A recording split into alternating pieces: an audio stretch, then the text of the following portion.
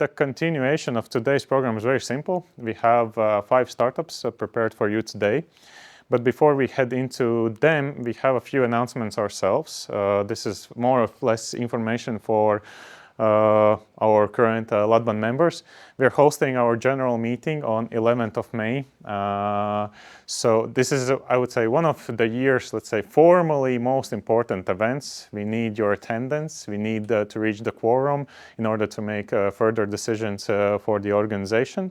So just please take a note of this event so we can continue organizing things further and also elect the new board. And also, if you're interested in becoming a board member, you can freely also indicate this to myself. Then also, we recently sent out a message about our investment decision in terms of the Lithuanian company called Sorta Brick. More information is already in your emails and in the WhatsApp group, but we have outlined the primary reasons for why we have chosen not to form a syndicate as of now in the company, due to various factors such as unit economics, proposed timelines of the machine manufacturing, and as well as some other team factors there as well. But yes, more information can be accessed in your digital devices, or you can find Geerts today and ask him also some direct questions.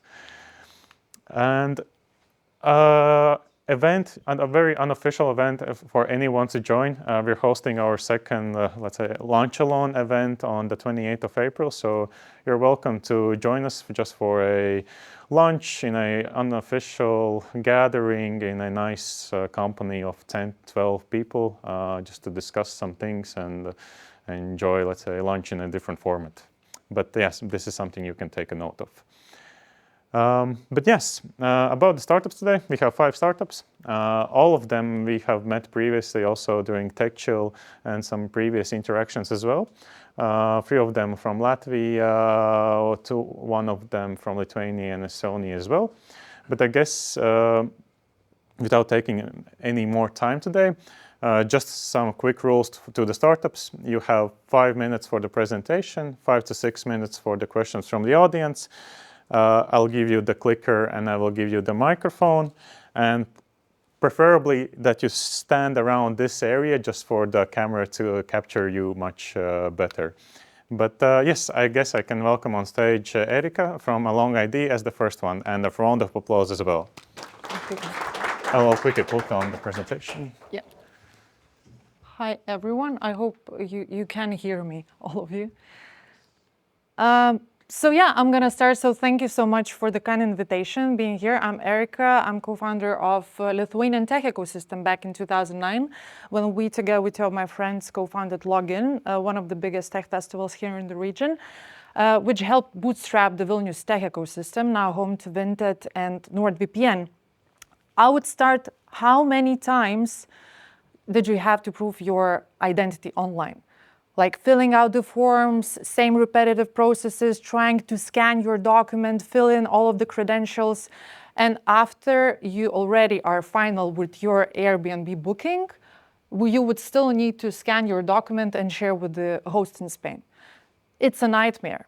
Identity or internet was built without identity layer. And that's the reason why we're building Along ID, the digital identity attributes decentralized ecosystem with a wallet. And what is the landscape? The outcome is that we have 68% of users or businesses abandoning the onboarding process. We also have a bit of a loss, which is causing 6 billion in terms of revenue for the businesses. And also 92% of people and businesses are concerned about their privacy online. Then, what we also have, there is no definition of digital identity. One would think that, okay, there is a passport, there is the KYC process, there is the KYB process, plenty of the keywords, but behind digital identity, we have plenty of different jungle disconnected vendors that will focus on the document verification, biometrics verification, or certain region. What businesses need, they need an orchestration. And what is missing? A platform which is trusted, which is interoperable, which is cross-border, and which can easily verify the user or the business, not according to personal identifiable information, but in terms of other attributes that represent us as humans or as businesses that currently are very cross-border, diverse, and remote. So we're building a long ID, the decentralized, built on the blockchain, cross-border digital identity attributes ecosystem with a wallet, connecting businesses with the issuers and bringing those digital attributes on the wallet that user carries in their palm as part of their wallet. So at the core, we have a long ID as a wallet where businesses could easily verify using our workflow builder and getting an access to different digital identity attributes that could be, information from the national registries, the data sources that we connect with the top 10 digital identity providers, and that we could easily orchestrate depending on the business needs. We are running on SaaS business model. So initially, currently, this business, as in payments, you're being charged per volumes of transaction. So in our case, because of the wallet, we can reuse those credentials. So instead of having like 30% of the margin, we can increase the revenue up to 85% of the margin. Revenue projection, our business case proves that from the 27 MRR this year, we can actually build a business case up to 7.5 MRR. And regulation, EIDAS, the regulation in the EU that is starting for the digital identity from the 2027, with an introduction of digital identity wallets, because Europe has given a promise that we're gonna digitize all of the services, and we would bring wallets into the space so that businesses and users can easily access services within the European Union and in other markets globally. So let's take a bank. Currently, if you are in need to verify your business or a user, you will need to connect to different digital identity providers, which is, again, slow, inefficient. In our case, with the long ID, you get like one-stop shop solution just to get an access to the digital attributes network. We secured 2 million of European grant investment. Founders of the company are investing 1 million of our own capital. We trusted by four global digital identity providers. We have secured the business roadmap. We're launching a long ID with the neobank from Estonia, which is Finora Bank, and we're now raising 1.5 million.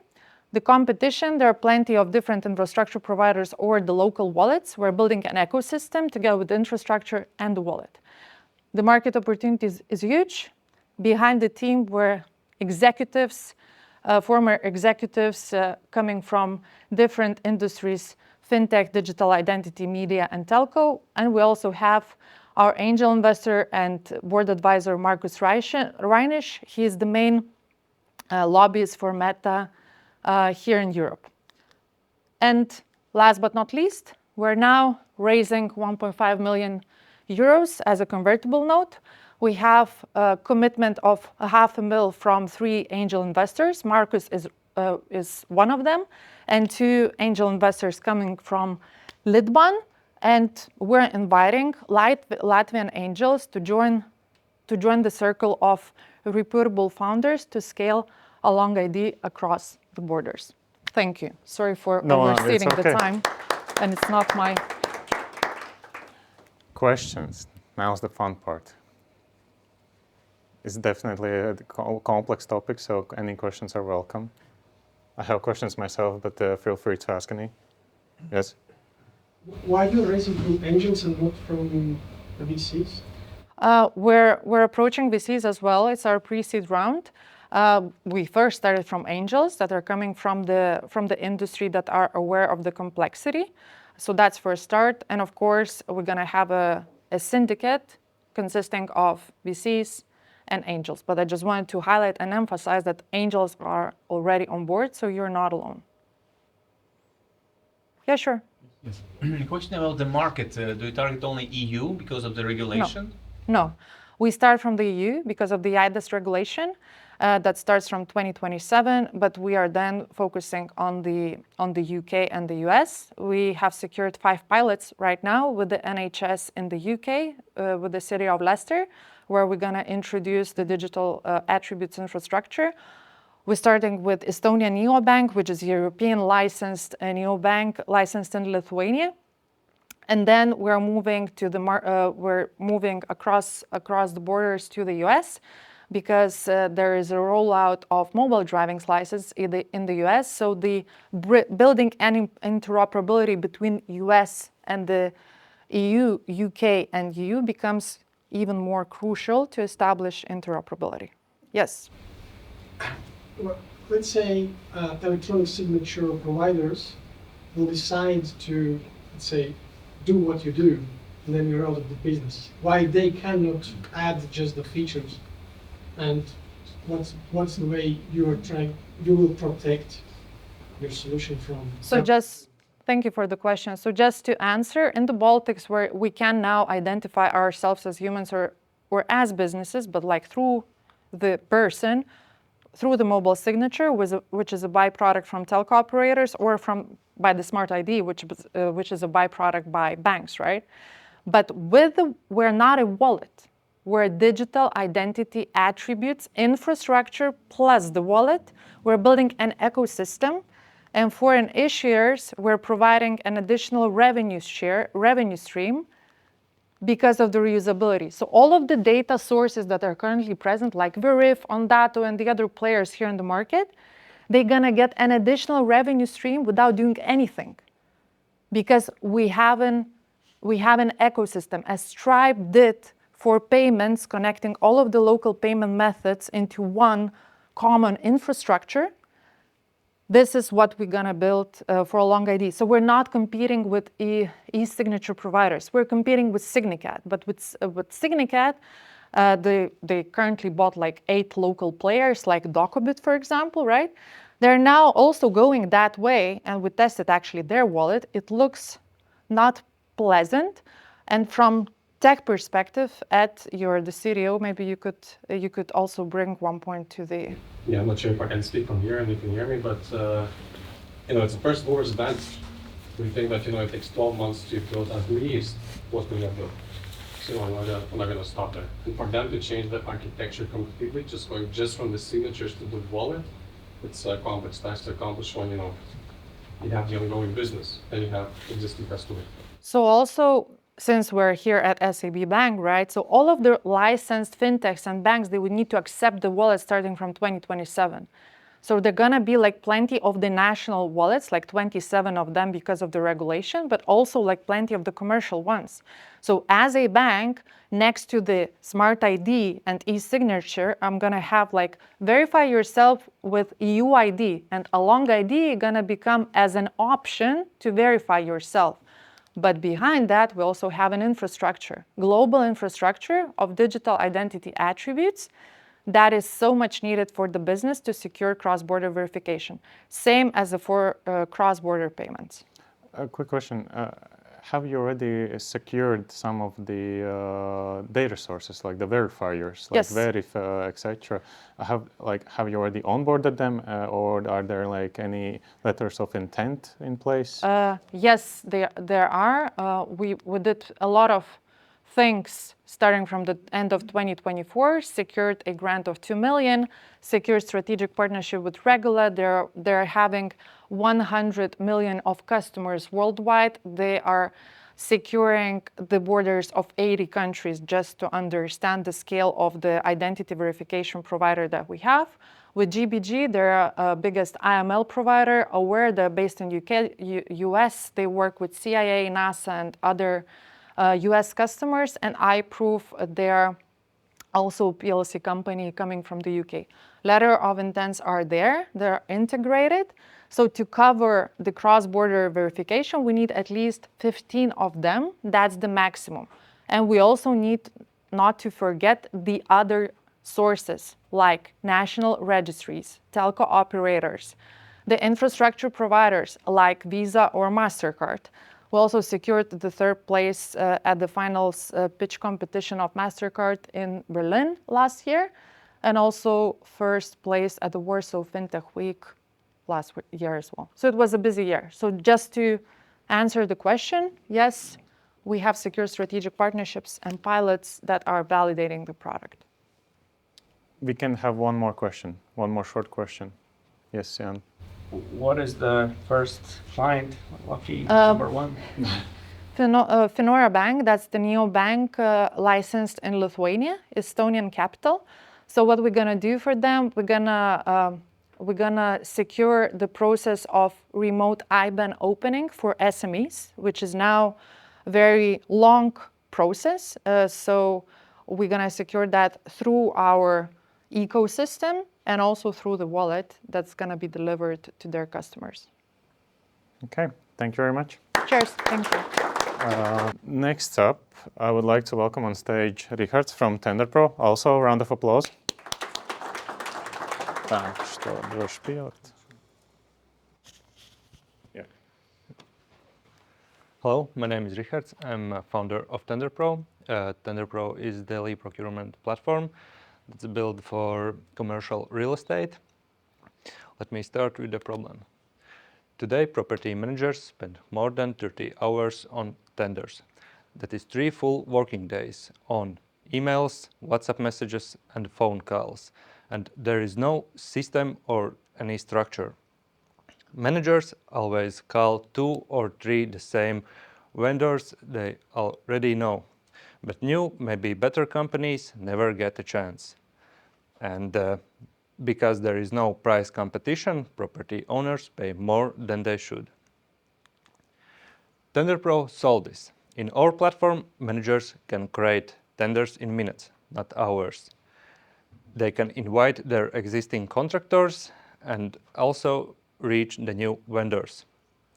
All offers come back in one format, and all process from tender to invoice is managed in one place. Our platform is made for 2 types of users. On the one side, property managers and owners, they need structure, documentation, and price visibility. On the other side, service companies, they need access to new clients and a fair process where compete based on quality, not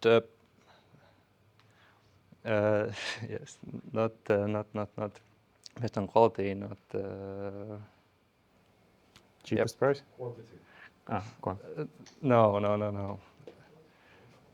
Quality, but the personal connection, sorry. About market. Our serviceable obtainable market, which we plan to reach by 2031, is 36 million, and the market is growing at 7% per year. No existing solutions cover the full workflow. Public procurement portals are built for government, not daily real estate needs. Marketplace platforms are connect buyers and sellers, not manage the process. Construction procurement tools are built for large construction projects, and the generic project management tools are not built for procurement at all. But TenderPro is the only platform that covers everything from tender creation to final invoice. We have already made a strong progress. We start with interactive prototype, tested with real users, and confirmed market fit with companies like Colliers, East9, Hagbergs, Caverion, and others. Our MVP is done, and pilot clients are testing in real conditions. The next step is market rollout with paying clients. Our pricing model is very simple. Owners and managers pay 30 euros per month. That include 1 property, 3 tenders, unlimited users. And service providers pay 15 euros per month. That include access to all tenders, unlimited users, and 5 proposals. Our 18-month target is 2,000 properties, what is 16,000 euros monthly. We will get there through direct sales, regional agents on success fee, and organic growth as contractors follow their clients onto platform. We start in Baltics and expand to Nordics and Central Europe. Our team has the right mix of experience. I have spent more than 7 years in industry. I work in both sides. I know the problems from the inside. Our CTO, Elias, is full-stack developer, and our advisor, Roland, brings deep expertise in real estate, labs, and investments. We are raising 350,000 euros. It gives us 18 months of runway to grow across the Baltic, Nordics, and Central Europe. The funds will go to product development, marketing, sales, and funding team. We are ready to scale.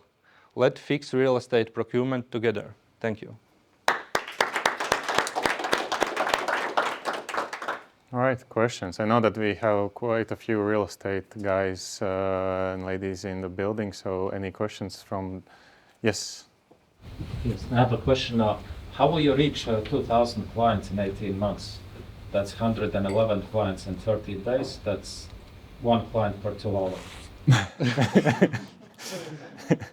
Yeah, we reach with the direct sales and... 2 hours. No. The presentation was 5 minutes. Yeah, but 2,000, it's for 18 months, and it's... because some of real estate portfolios get more than 1 property. There is owners who have 30 properties or 50 properties, and if we get this client, this is 50 properties. So your strategy is to target those, let's say, larger property managers at first? Property managers and property management companies like Colliers, CBRE, Newsec, and others. How many of them are there? At this moment? The big ones. Let's say in Baltics, how many property like these managers we have, the big ones? The big ones, Colliers, Newsec, CBRE, and others. Okay. That's 5. That's 5, yeah. But this is bigger, but also are smaller companies. Okay. Other questions? Questions. I have one question myself as well. I mean, essentially, it's a type of a marketplace. But how do you plan to solve the issue that the property managers might not want to join because you don't? It's hard for you to prove that you have the suppliers and contractors, but suppliers and contractors won't join because you don't have. It's hard to prove that you have the property managers. Yeah, it's very hard, and I need a platform both sides.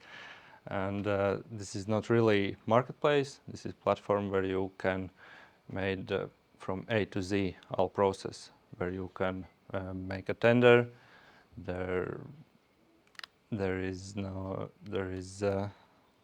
Companies submit proposals, then managers take a look and choose the best, and then is contract side, and then is invoice, and yeah.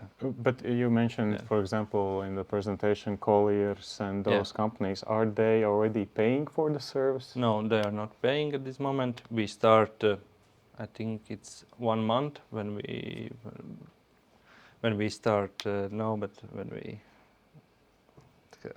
Now it's on piloting. yeah. We start Okay. piloting a month ago. Okay, we have time. Yes. Richard, you mentioned as one of your main revenue drivers, it's going to be direct sales as the channel. And you also pointed out that you plan on making in-house hires for sales roles, if I understood correctly. Yeah. How many people are we looking to hire, as another person just pointed out, to ensure that you essentially get a sale every 2 hours and land at that, I think it was 111 users a month. How many roughly of these representatives are you looking to get working for your company in order to hit this number? In my company, I plan one salesperson and then regional agents who sell our product to owners, property owners, and. Do you believe that one person per essentially a region would suffice for ensuring that you get the quantity of users you are aiming for currently that you mentioned here?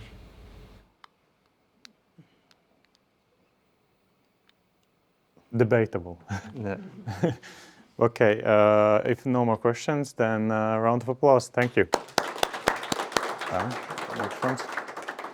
Next up, I would like to welcome on stage Reins representing Helmex. Yes. Round of applause to Reins as well. Yes. Is that okay? Yes. Perfect. Hello, everyone. Helmex is AI smart helmet, and we are turning industrial sites and workflows into digital copies.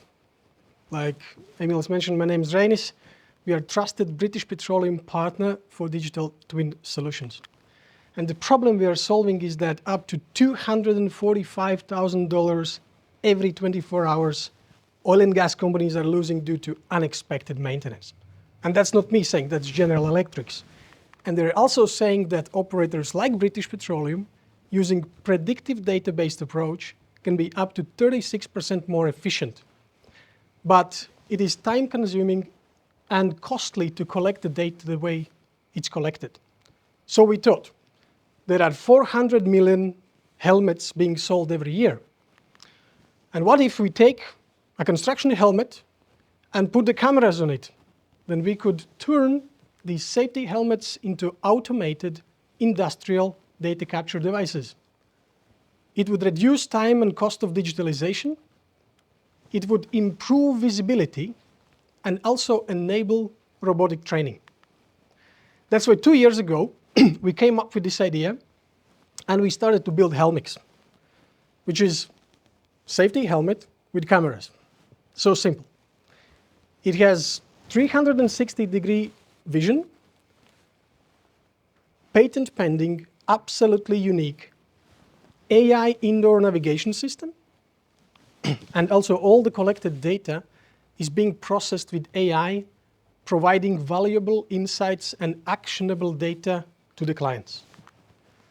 I have personally spoken to the top 10 global energy companies. All of them recognize the problem. All of them are ready to do the pilots and purchase the product once we go through the certification process. We sell one helmet for $200 and we take a subscription fee, $200 a month per one helmet. We go to market starting with the pilot projects. Then we go to reference-driven expansion, partner-led distribution, and once we are done with oil and gas, we will scale across other industries like construction, maritime, and others. We have investigated the market, and we are the only helmet in the market that has 360-degree vision and absolutely unique indoor navigation system. I'm a serial entrepreneur. My companies are doing 30 million in sales annually, and this is our spin-off project from our main business. We have great advisors. The first advisor is Tony Hunter from BP, who is a digital twin program director. We have a great advisor from Google, and our technical team consists from 10 PhD engineers with 50 scientific articles in the background. we are raising 2 million seed round on a 10 million. We're raising 2 million seed round on a safe note with a 10 million cap. So far, we have secured 1 million in grants to support our R&D.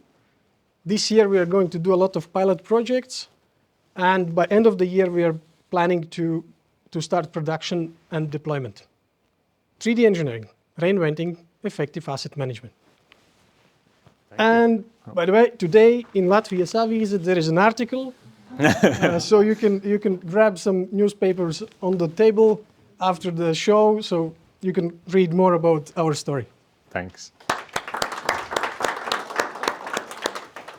All right, questions?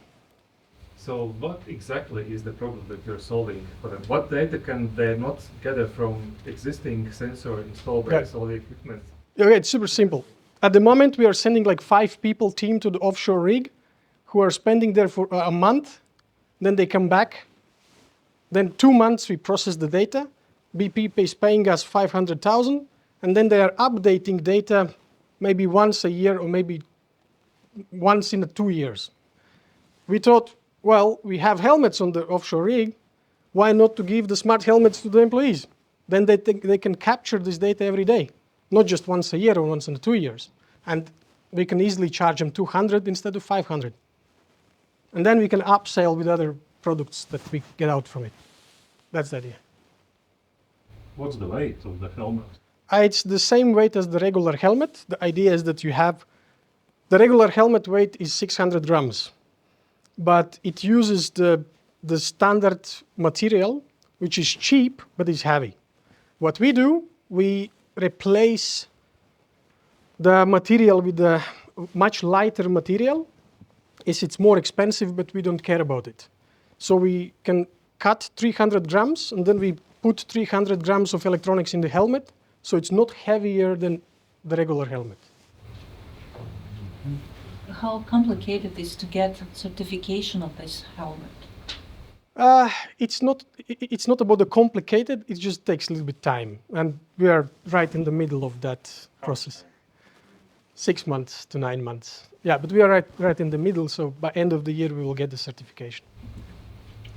It's interesting that you have chosen oil and gas with net zero and 2050 approaching. Yeah. So what are you going to do when fossil fuels are phased out? And Well, it just happened that we already are working in oil and gas, and they loved the idea. We pitched to BP like 2 years ago, and they said, wow, we love it. And then everywhere where I go, they're like just grabbing that helmet with all my hands, you know, and it's like, yeah, stop. But it is a good time. I think it's a great time to start because the helmet brings the really high value, and the stakes of missing out the information is really high. So if they make a mistake based on the data, it can cost like hundreds of thousands of dollars, which you don't have like in the construction or other industries. So that's why here we start with oil and gas. We go there and then all we the just money? Yeah. All the money I know.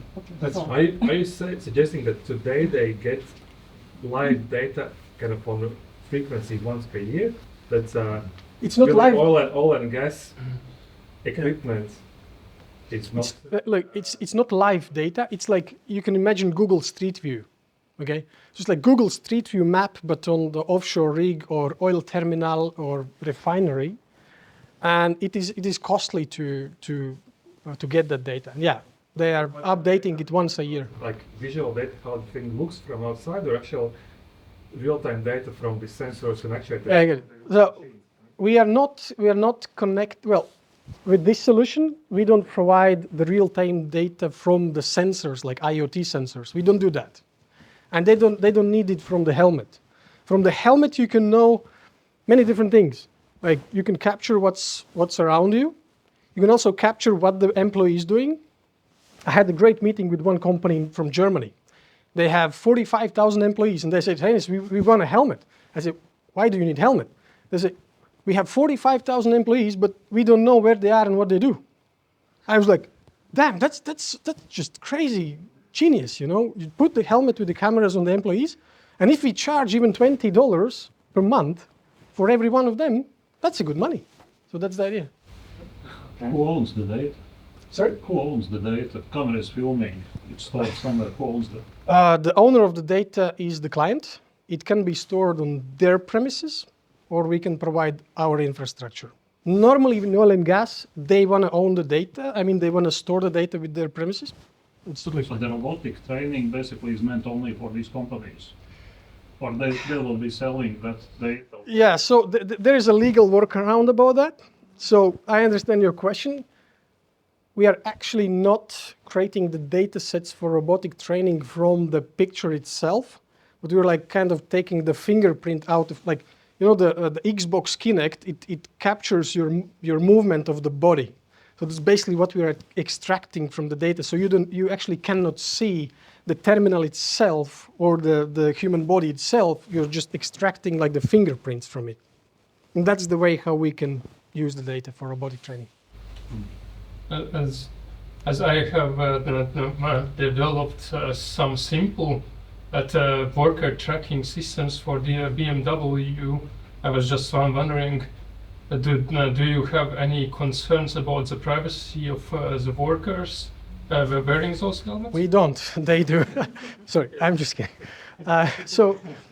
Well, of course, there is an easy way to do. We just blur the faces. Of course, the cameras is not working in the toilets or the changing rooms. So it's technically easy to solve. And for many companies, I mean, the employee signs the agreement with the, with the company. And in many facilities, you already have cameras, so they're being filmed. So there's no difference if they're being filmed from the camera in the corner or they're being filmed from the top of their head. So that's the idea. We have time for one more question. Yeah, answer, so hand. I wanted to understand, like, what's the added value basically what's included in the subscription. It's transmitting data to the cloud and that's it, or are you processing it and doing some prompt engineering or whatever? Yeah, so the helmet is just basically just the data capture layer. We position ourselves as a software company. It's just easier to sell the idea through the helmet. But what we do, the digital twin update. So you get all the surroundings of your facilities updated every day. The second is employee productivity dashboards. So basically, we log every single move the employees do as a log file. And then you can see the valuable actions, non-valuable actions, and you can find the places where you have problems. And the third thing is robotic training. That's maybe is something that we are not selling directly to the customer, but we are creating these data sets and then negotiating like with Boston Robotics and Tesla Robots and companies like that. All right, thank you. Next up, we have Madis representing Alpha 3D. Round of applause to Madis as well. So now I'm going to be switching slightly more into gaming, as we already covered a bit about the 3D topics already, but thank you so much for inviting me. My name is Madis. I'm the founder and CEO of Alpha 3D, where we are building the next foundation layer of how 3D is being produced. So I'm pretty sure that most of you have at least played some sort of a game, or you guys have seen how game is being played, meaning that you know that how game is being made, it's all about 3D content. Either it's characters, all sorts of, let's say, small bits and bobs, what you're seeing around that environment and everything around it, it's all made out of 3D assets. And this is actually something which is genuinely broken. I mean, it's been the same for the past 20 years. It's still the same. Teams, 3D artists, game developers, they are usually spending weeks or even sometimes even months just to produce a single asset. For example, it can be a table, chair, whatever we are seeing around you. Just to produce a single asset, it can cost thousands of euros. So that's the reason why usually gaming studios are spending at least half of their game budgets purely on producing those assets. So I found a solution for that, and that's how Alpha 3D was born. What we are doing in a nutshell is that we are automating all that pipeline, meaning that instead of manually modeling, we are actually taking your 2D image, or if you don't have an image, it's completely fine as well. You can explain with a text prompt, and our AI will do the magic within the next few seconds. The beautiful part is that you don't need to be a technical person anymore. So literally, even my mom, who doesn't understand anything about 3D, she can go to our platform, she can explain what she is expecting from our AI, and our AI will produce a 3D asset. Once the asset has been generated, you can play around with it, you can retexture, recolor, modify it inside of the platform, and again, AI is taking care of everything. So we are not going to be competing with Adobe or with those technical platforms, but you have your own AI agent which is taking care of everything. And once the asset is ready, you can distribute it into any desired environment. You can monetize it however you want. We are currently on a stage where our main market opportunity is obviously gaming, everything around entertainment. But obviously, we are also seeing that there are some new verticals which are forming out in front of us, such as industrial engineering, architecture, e-commerce, education, which is something pretty interesting. So those are just organically coming towards us, but still a bit early. So our biggest bet is on the gaming, where we are getting a lot of organic pull at the moment. Where we are today, we've been on the stealth mode for the past few years already. We launched our first version of the platform earlier in 2025. Got into a pretty huge hit. Within the first 12 months, we received more than 700,000 early adopters on the platform. This was a good opportunity to really understand what those users are expecting from our side. And besides that, we also built one of the biggest high-quality data sets in the whole world, where we have a GLB format. I'm not going to go into that technical, but it's going to be a high-quality 3D asset with the corresponding 2D image. So that's something how we are educating our AI with all sorts of different shapes, textures, how the material should feel like. And that has a pretty decent market value, and that's why we are getting a lot of interesting acquisition offers from bigger companies as well. And yeah, the new platform has been live already for the past 2 months almost. We already have organic traffic. We are getting a pretty strong product-led growth, what we are experiencing. So instead of the, let's say, first version community, within the first 2 months, we are already seeing something around 10,000 active users on the new version as well. So our plan at the moment is to really start pushing the monetization at this stage, since the community is pretty strong already.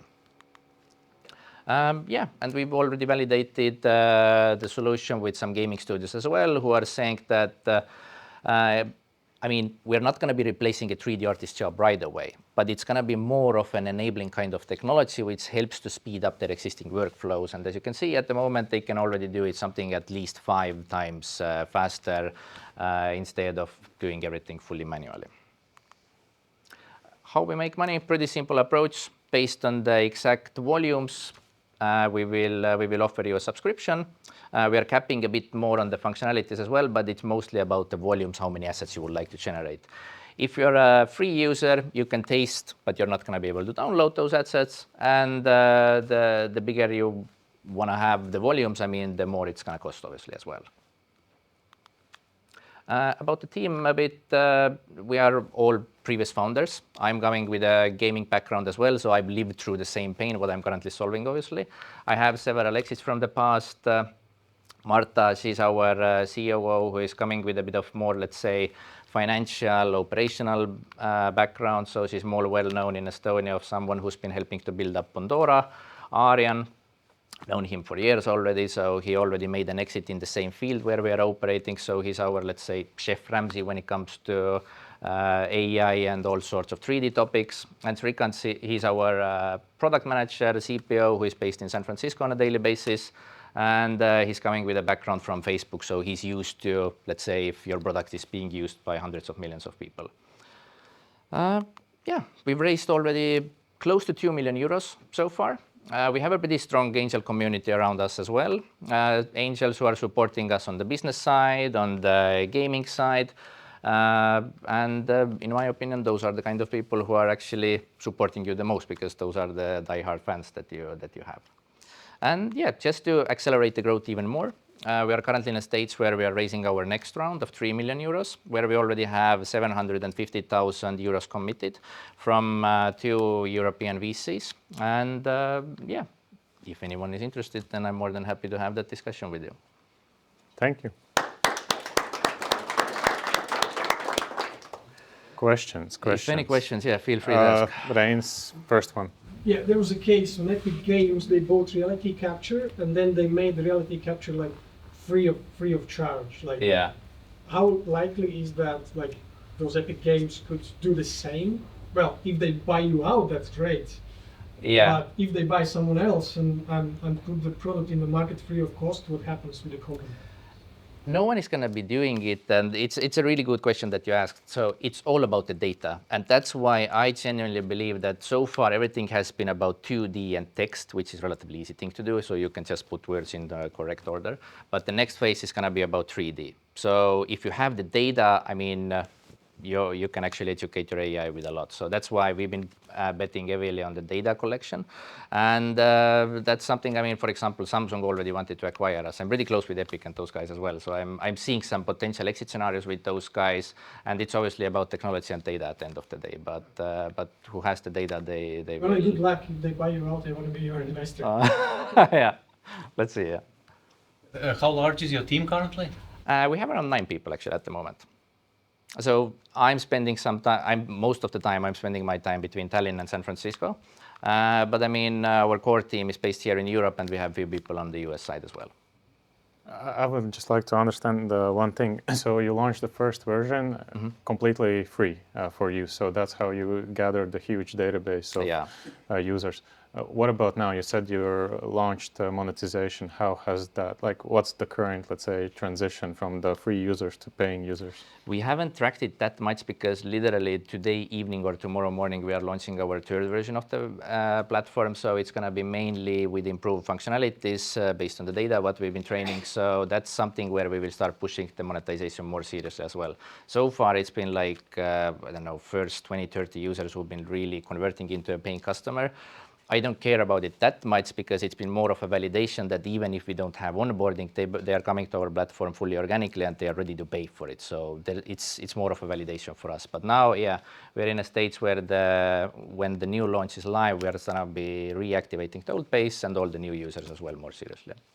Yes, we have an addition. So do I understand correctly? You're raising 3 million euros and currently you have 20 paying customers. Yeah. And what's the valuation? Lead will dictate it, but it's going to be probably something in the range of 20 mil, something in that range. That's purely why. It's because of the data set that you have, which is the most valuable part? Yes. Okay. Yes.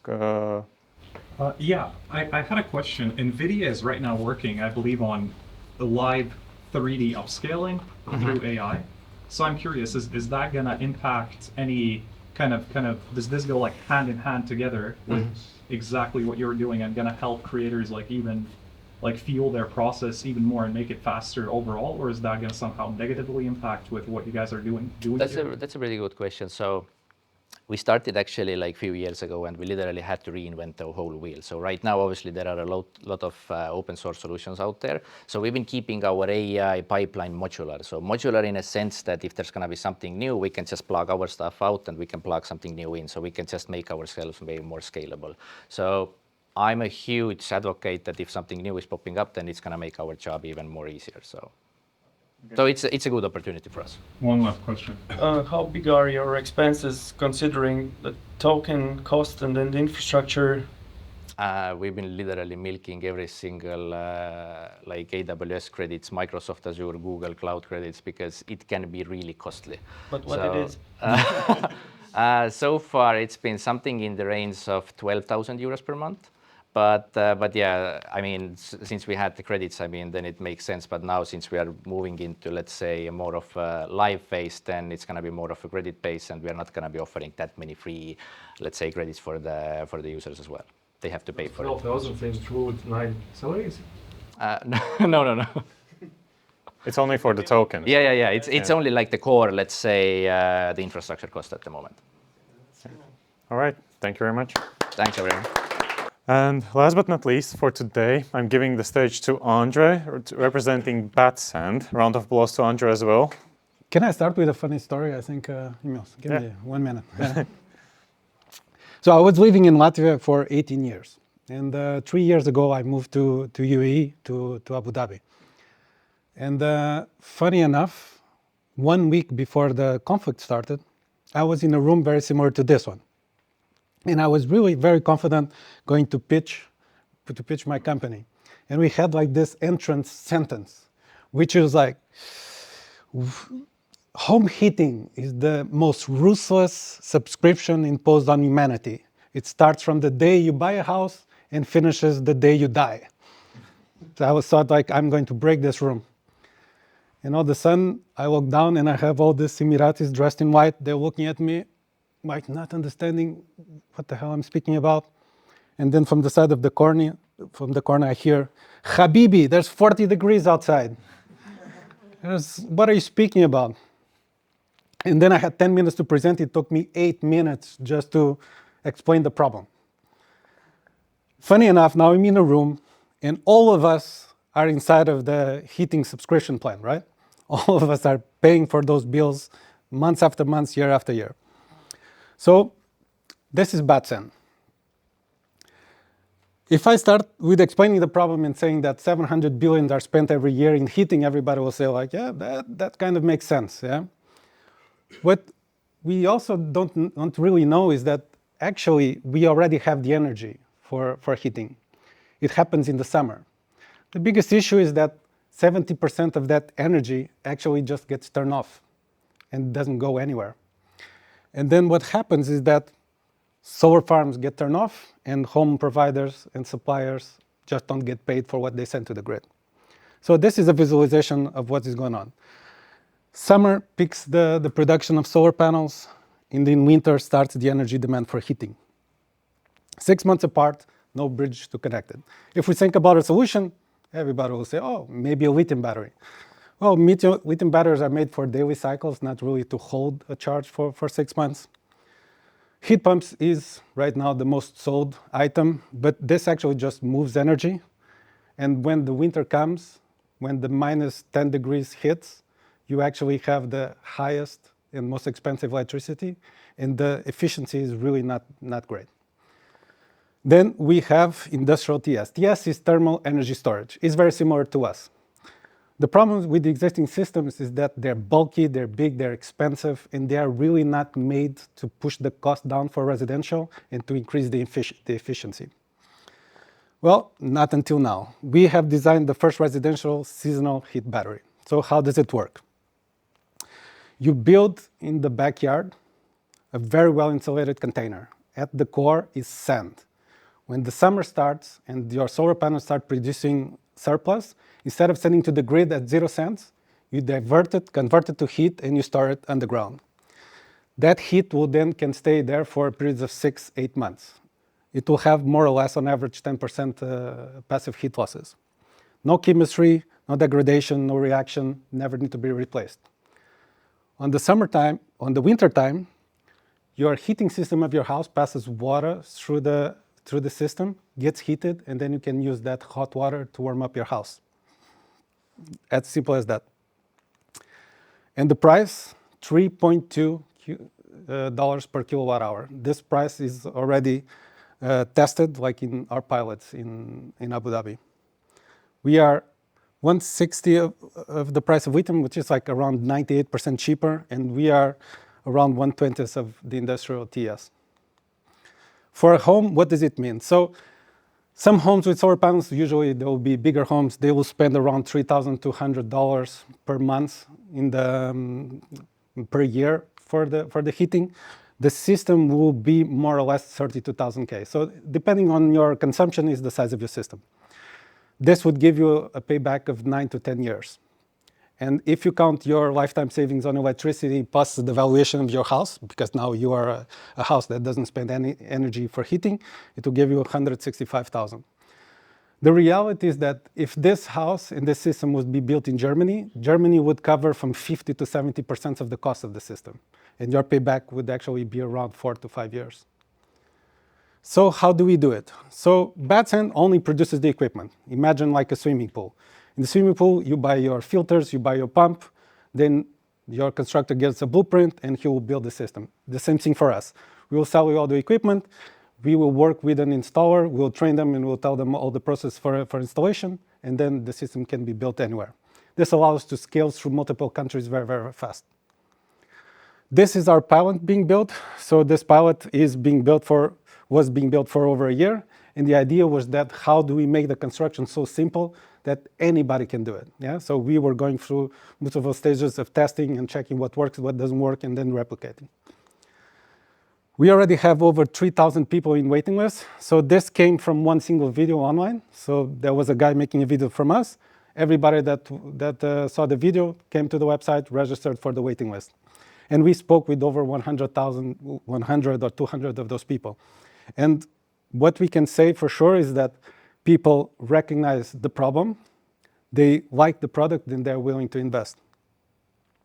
Of course, heating market is extremely big, 2.5 trillion on global heating, but this is what we are going after. We're going after homes with solar panels located in areas where they already need to heat the homes. And why them? Well, in Europe has a mandate that 49% of the building heating needs to come from renewables.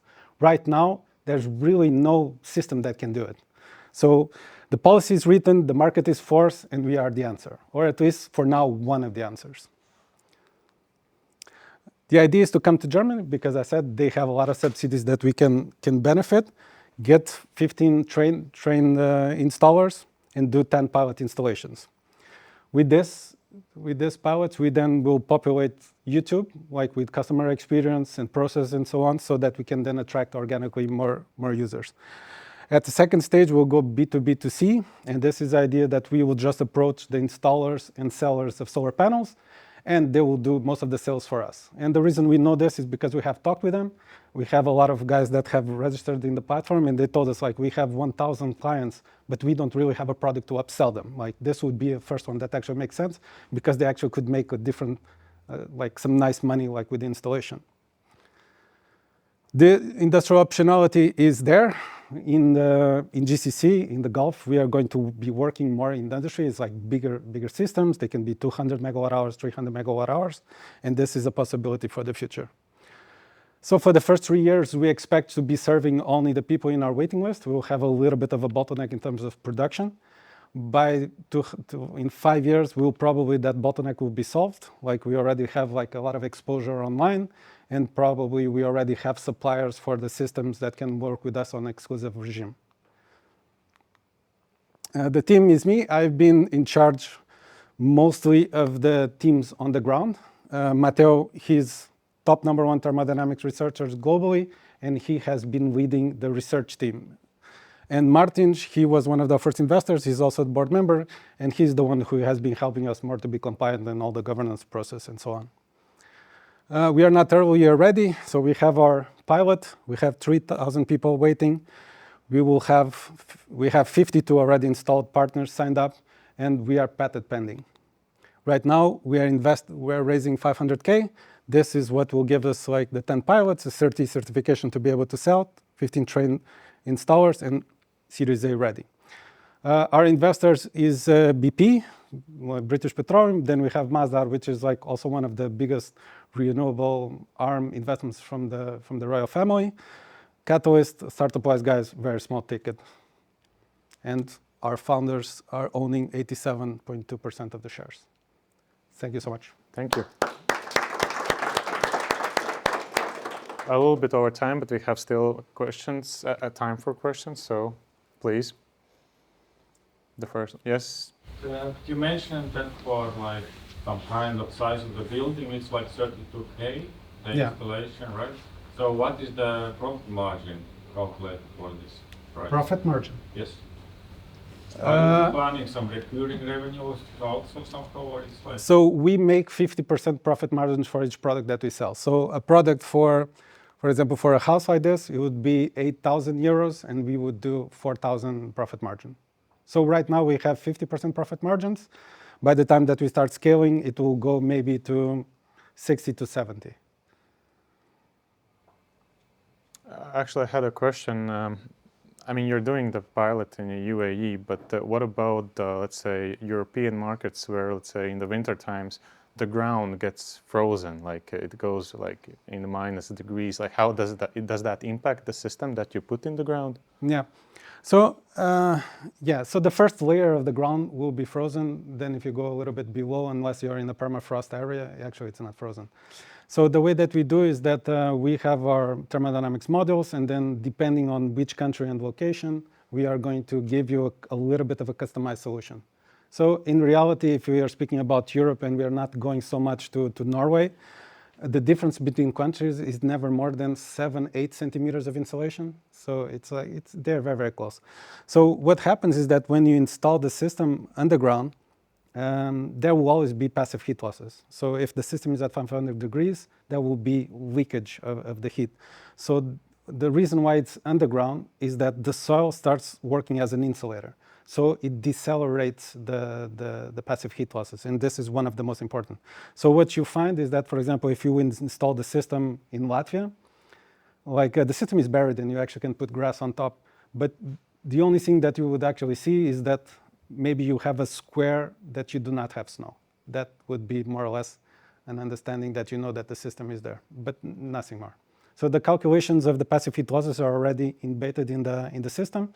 So for example, if you need 10 megawatt hours on a winter consumption, you will have a system of around 14 megawatt hours, and you already compensate for that.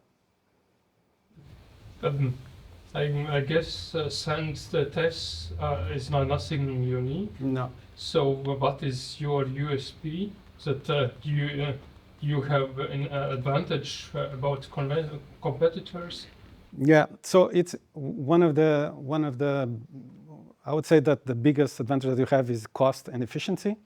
So in terms of costs, like so Finland has a very famous Polar Energy. They are doing like these big silos with sand, and they have like this very integrated system of pipes. Yeah, so that's one of the most costly parts of the system is the stainless steel pipes. We, instead of using stainless steel pipes, we are using porous materials. This allows us to be like, imagine having I don't know how many meters of steel and having just a porous material like a stone.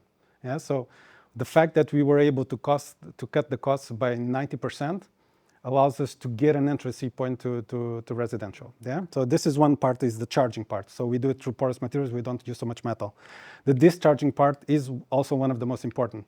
Most TESs, they go to the core and they extract the heat. That's like how most of them do it. We actually do not extract the heat from the core. We extract the heat already from the perimeter where the heat loss is already happening. So this allows us to be a lot more efficient. And then we have the probes, like usually, for example, Polar Energy, they will heat the air and then they'll move it around the system. Actually, our probes are really going almost to the core of the system and deliver the heating there. This allows us to be even more efficient, that there's no transportation losses. And then the fact that it's underground. Underground is like, it's a story by itself, because it sounds very easy to say that the system is underground until you actually do it underground, and then you start having all the problems that you really need to solve. Yeah. Okay, time for one more question. One last question. All right, Reins? If I understand correctly, you're not going to be the company who's installing the system? No. So you're just selling the equipment. Yeah. Why is that? Why don't you want to be also the ones who are installing or taking everything after you?